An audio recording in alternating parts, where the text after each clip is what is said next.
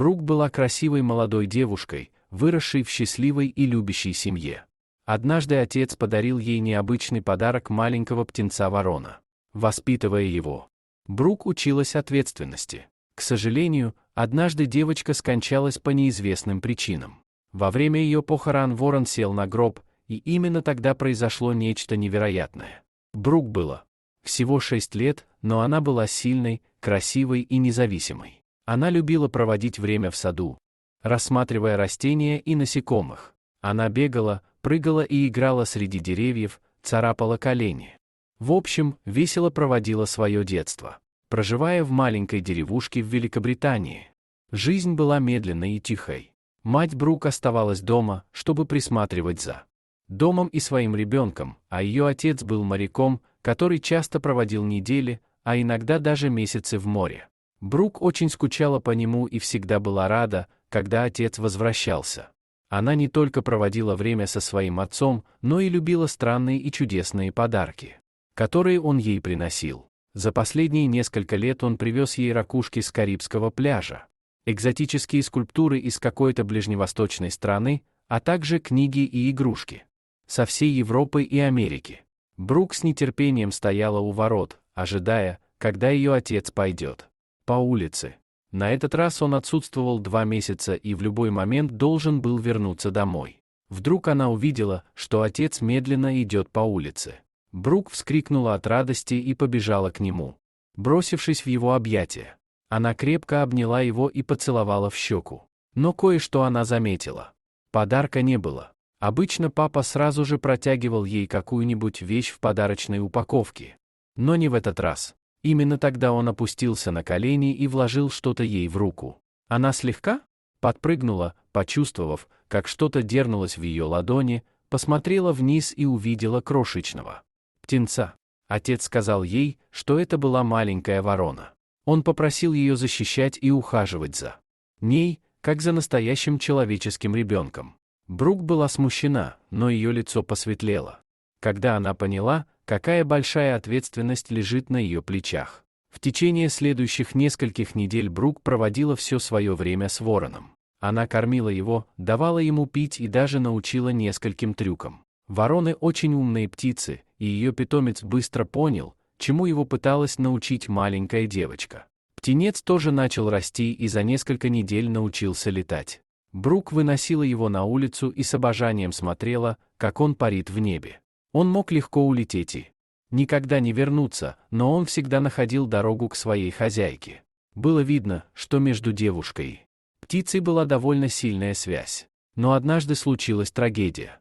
Находясь в саду, лежа под большим деревом, Брук внезапно перестала дышать и схватилась за горло. Ворон начал громко кричать, и через несколько минут родители Брук подошли к окну, чтобы посмотреть, в чем дело.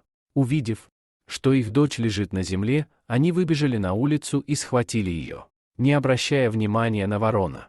Они затолкали девочку в машину и повезли в ближайшую больницу. Ворон сидел на дереве и смотрел, как удаляется их машина. Прибыв в больницу, врачи быстро начали проверять легкие.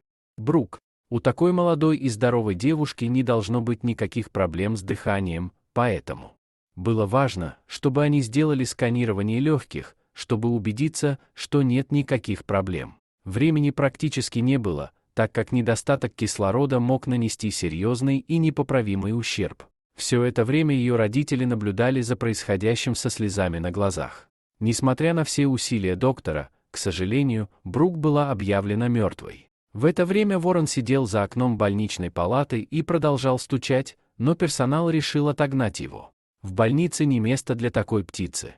Его нельзя было впустить, даже если это было домашнее животное. Когда родители Брук ехали домой, ворон клюнул их машину, снова издав много шума. Пораженные горем люди проигнорировали его. Как только они вернулись домой и начали готовиться к похоронам, ворон продолжал пытаться привлечь их внимание. Но у них не было на это времени. Вскоре наступил день похорон Брук. Ее родители, родственники и друзья оплакивали маленькую девочку, неподвижно лежащую в своем маленьком гробу. Крышка была открыта, чтобы люди могли попрощаться. В гробу она выглядела такой хрупкой и невинной, словно была какой-то драгоценной фарфоровой куклой. Многие люди плакали, проходя мимо Брук, гладили ее лицо и целовали в щеку. Ворон сидел на соседнем дереве и наблюдал за происходящим.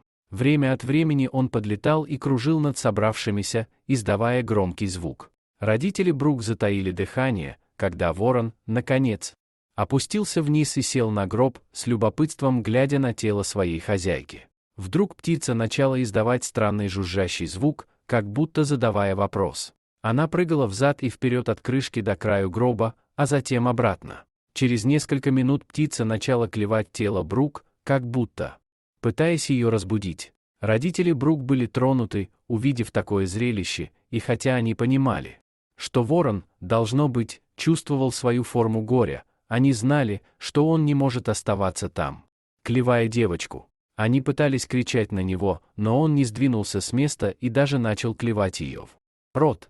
Такое поведение выглядело позором для семьи, но скрывало тайный мотив, который все собирались обнаружить. Подойдя к открытому гробу, отец махнул руками, чтобы отпугнуть птицу. Ворон хлопал крыльями и кричал, но неохотно взлетел и подлетел к ближайшему дереву, пристально глядя вниз. Все следили за вороном, когда он совершал короткий путь, но когда все сосредоточились на гробе, они замерли. Брук сидела.